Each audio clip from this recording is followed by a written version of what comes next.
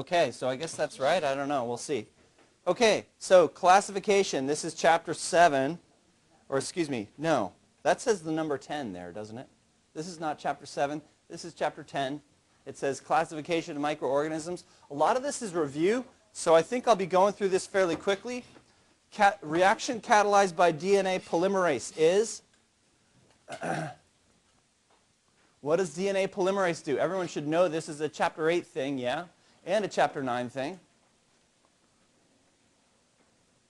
What do you think? 1, 3. Any other guesses? So both of those guesses are wrong. And 4 is the correct answer, yeah? What does DNA polymerase do? It does replication, yeah? It does PCR if we are using Taq DNA polymerase, and it does DNA replication inside a living cell, yeah? So that means taking a piece of DNA and making a piece of DNA out of it. Who does this? DNA to messenger RNA. That's done by RNA polymerase, yeah? That's transcription. You guys got that? What about 3? mRNA to protein. Who does that? Is that done by DNA polymerase? No, that's done by a, boom, there it is, yeah? Ribosome, yeah? Of course, yeah? You guys knew that. Yes? You make us think right after the I just got done with that. I got done with the thinking, yeah? All right, so taxonomy, phylogeny, classification. Here we go, ladies and gentlemen. Classification. There he is, Aristotle, Mr. Classification himself. He is, I don't know if he is or not. I would not be able to repeat that while I was recording my voice to be shared on the internets. But you can say it. I mean, what am I going to do? Anyway, so Aristotle created the first classification system for biology. Here it is. Flying, swimming, walking. What do you think? You can pay somebody to do the third, right? Yeah. JetBlue or something. Are there any problems with this? Raise your hand if you can shoot down Aristotle's magnificent intellectual construction with one fell swoop. Julian, it's very vague, yeah? Doesn't cover everything. Yeah, so what doesn't it cover? The microbes, yeah? Some of them don't do any of those. None of the above, yeah? Ray, what did you have? Bacteria. How about worms? What about worms? What do they do? They crawl. Does that count as walking?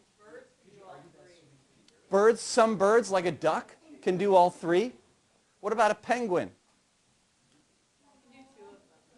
In Aristotle's defense, he had never seen a penguin, yeah, but a penguin can do 2 out of 3. Which one doesn't he do? Doesn't fly, yeah? Wait, so but he'd seen birds. Aristotle had seen birds. He had seen birds, and presumably he'd probably seen flightless birds, yeah? Yeah, what about plants and trees? Well, I think maybe this is just for animals. I don't know.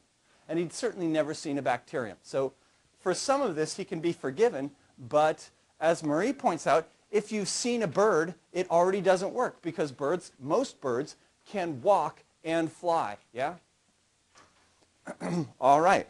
Well, so it wasn't until 1730-something when this guy, Carolus Linnaeus, came up with his classification system that we went to something else besides Aristotle's classification system, yeah? Do you guys know when Aristotle was alive? I know Julian does. About when was he alive? Anyone know? BC. What kind of BC? A couple of centuries. What do you think? Yeah, I think it's about 300. Yeah, I think 384. Yeah, good. Thank you. Yeah, so about 300 odd. Did I call it? Did I call it? Yes, that's true. I get paid to know vital details like that. Yeah. So how long did his classification system last? From 300 BC to 1730 AD.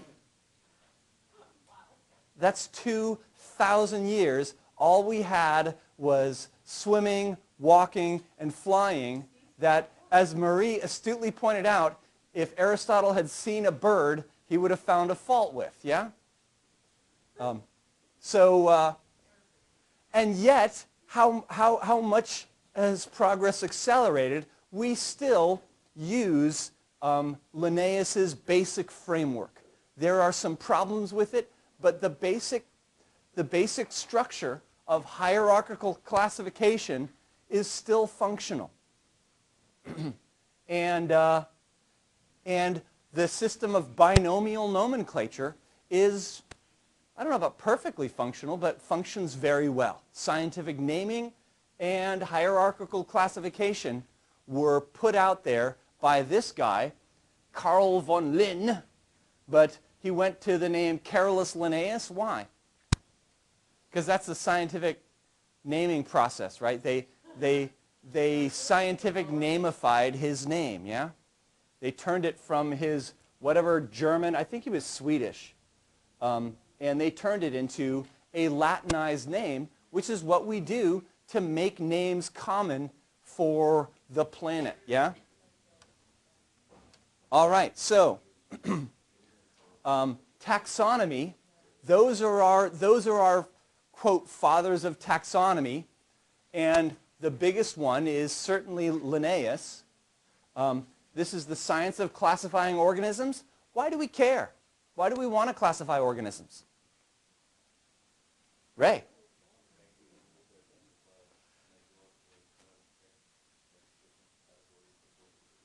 So if we can classify things, does it make them easier to identify?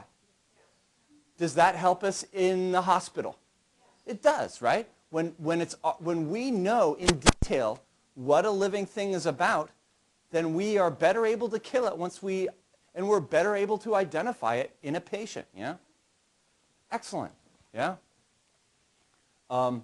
So, phylogeny is a little different, but it's pretty much very closely related. This is the study of the evolutionary history of all life and all living things, yeah? Sometimes that's called systematics, but are these two terms related? Sure. In biology, they're definitely related. Insofar as we know that living things are related to each other, then when we classify things, the best way to classify them is by their evolutionary history. In other words, by their relatedness, yeah? Making a family tree is the most logical way to classify things, yeah?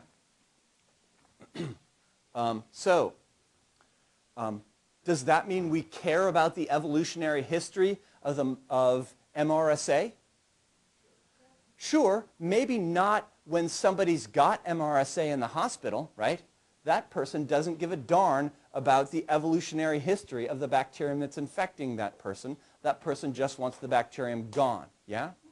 Nevertheless, knowing the evolutionary history does inform scientists on how to kill it, and it does accelerate the progress at which we learn how to kill microbes like MRSA, yeah?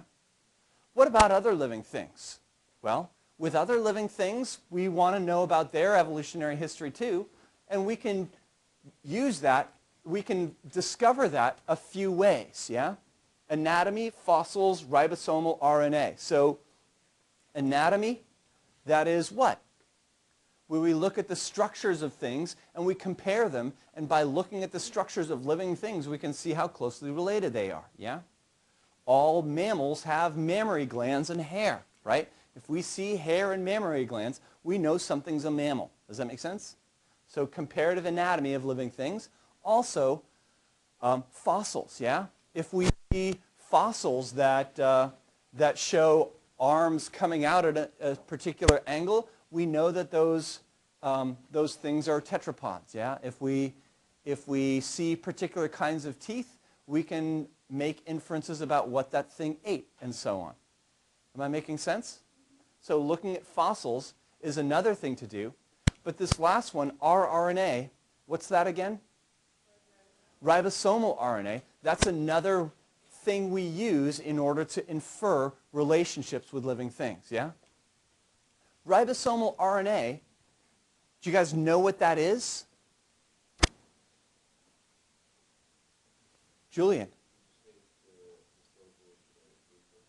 Is it a historical genetic blueprint? How do you, so what is rRNA? It's ribosomal RNA, yeah? What does that mean? What is ribosomal RNA? Is it proteins?